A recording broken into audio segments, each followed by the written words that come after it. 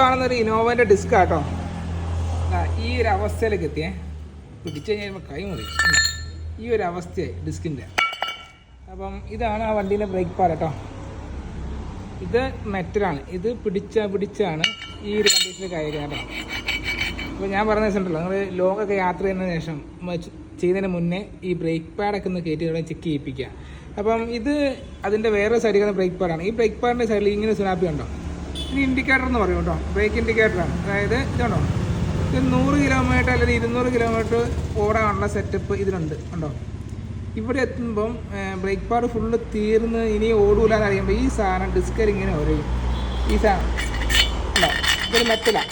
ഇങ്ങനെ ഒരഞ്ഞ് നിങ്ങൾക്ക് ബ്രേക്ക് ചവിട്ടുമ്പോൾ ഇങ്ങനെ സൗണ്ട് ഉണ്ടാക്കും കേട്ടോ. അതായത് ബ്രേക്ക് ചവിട്ടുമ്പോൾ ഇങ്ങനെ സൗണ്ട് വരും. അതായത് ഈ ഇൻഡിക്കേറ്റർ അതിനു വേണ്ടി വെച്ചേക്കുന്നതാണ് കേട്ടോ. ചില ആൾക്കാർ ഈ ഇൻഡിക്കേറ്റർ ഓടിച്ച് കളഞ്ഞിട്ട് വീണ്ടും ഒരു 100-500 കിലോമീറ്റർ കിട്ടുമോ നോക്കൂ കേട്ടോ. ഇത് ഒരയാൻ നിൽക്കരുത്. ഇത് ഒരഞ്ഞ് കഴിഞ്ഞിട്ടുണ്ടെങ്കിൽ എന്നാലും നമുക്ക് ഡിസ്ക് ഇങ്ങനെ റീഫേസ് ചെയ്ത് കൊടുക്കാം, അല്ല ലേത്തി കൊടുക്കേണ്ടി വരും. ഒരു അത്യാവശ്യം ലോങ് പോകുന്നതിന് മുന്നൊക്കെ നിങ്ങൾ ഒരു വർക്ക്ഷോപ്പിൽ കാണിച്ച് എൻ്റെ വണ്ടി അവിടെ വരെ ഓടുക എന്നുള്ളൊരു കാര്യം ഉറപ്പ് വരുത്തിയിട്ട് ഇതുപോലത്തെ വഴിക്ക് ഇറങ്ങാം. ഇപ്പം ഈ ഡിസ്കിൻ്റെ ഒരു അവസ്ഥ കണ്ടോ, ഈ ഒരു കോലമായി കേട്ടോ.